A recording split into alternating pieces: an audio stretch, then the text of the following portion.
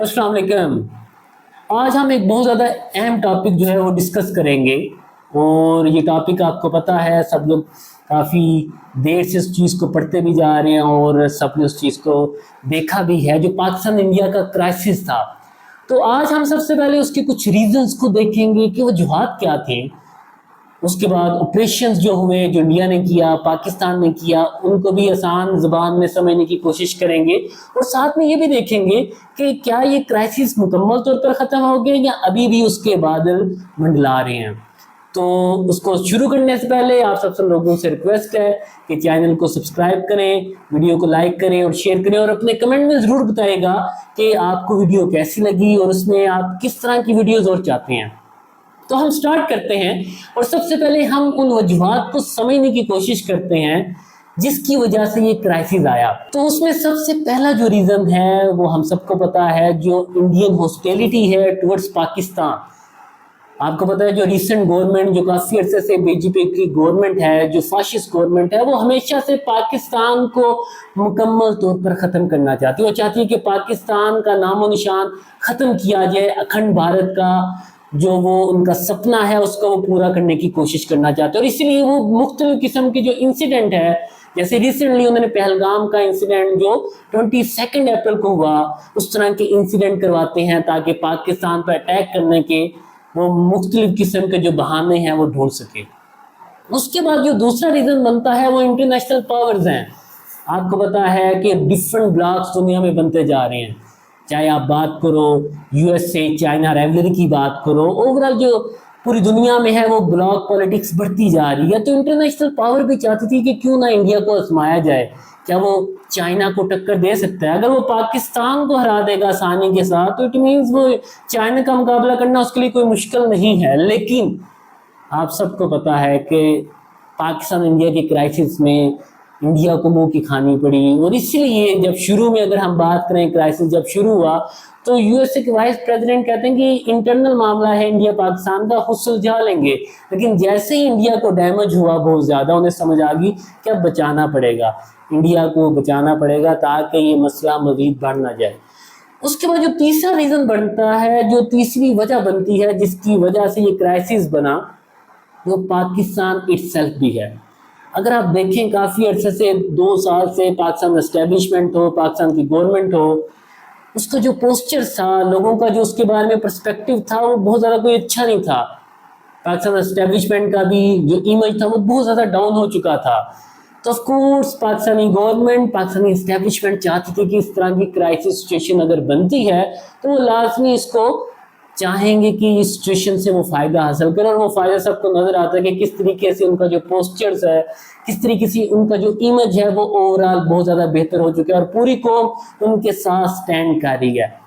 तो ये थे रीजंस जो बेसिकली जिनकी वजह से ये क्राइसिस सिचुएशन क्रिएट हुई।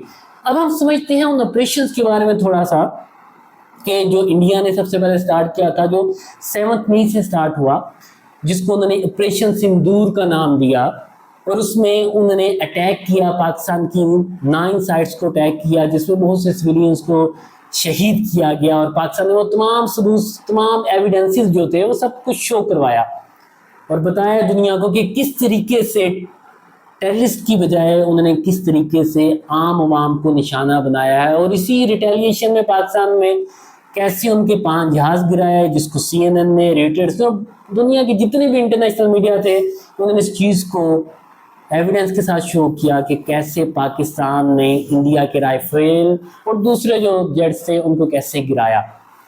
तो इसी तरीके से ऑपरेशन सिंदूर चलता रहा। लेकिन उसके बाद जब इंडिया ने अटैक्स किया पाकिस्तान के जो मिलिट्री टारगेट्स थे, जो एयर बेसिस थी, ऑफ कोर्स वो ड्रोन्स तो भेज रहे थे सिविलियंस पे अटैक करने के लिए, लेकिन जैसे ही उन्होंने मिलिट्री अटैक्स किए तो पाकिस्तान को ऑपरेशन बुनियान महसूस की सूरत में उनको बहुत सख्त जवाब देना पड़ा। और जब वो जवाब उनको मिला, 26 लोकेशंस पे पाकिस्तान ने टारगेट किया, अटैक किया, उनके S-400 को निस्तो नाबूद किया, और बहुत सी एयर बेसिस को टारगेट कर दिया, जिसमें उनके बहुत से जहाज, बहुत ज़्यादा जो उनके आर्मी ऑफिसर से उन्होंने अपनी जान से गंवा दिया अपने आप को।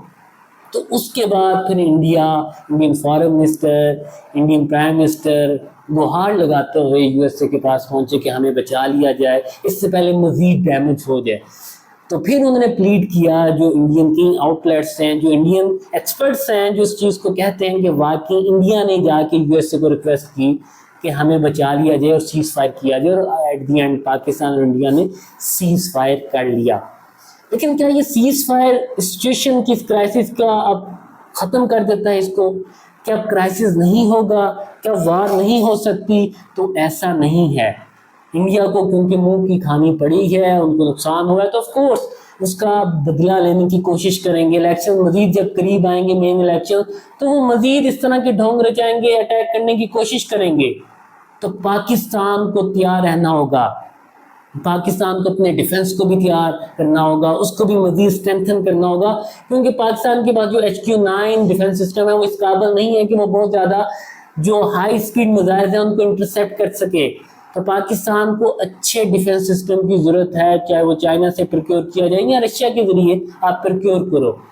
اور اسی طریقے سے ڈپلومیسی, جیسے ڈیجیٹل وار فیئر ابھی ہوئی جس میں پاکستان نے انڈیا کو بہت زیادہ پیچھے چھوڑ دیا ہوا ہے ISPR کے ذریعے, یا پھر آپ نے تمام چیزیں جو ثبوت کے ساتھ پیش کی اور پوری انٹرنیشنل میڈیا کو بریفنگز دی, اس کے ذریعے آپ کا جو پوسچرز ہے, آپ کا جو ڈیجیٹل وار فیئر ہے, اس میں آپ بہت زیادہ آگے نکل چکے انڈیا سے.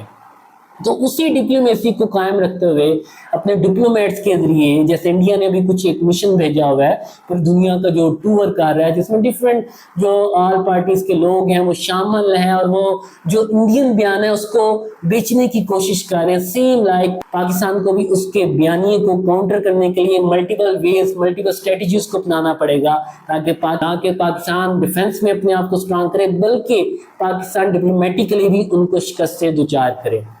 تو یہ تھا ٹاپک جس کو آج ہم نے ڈسکس کیا.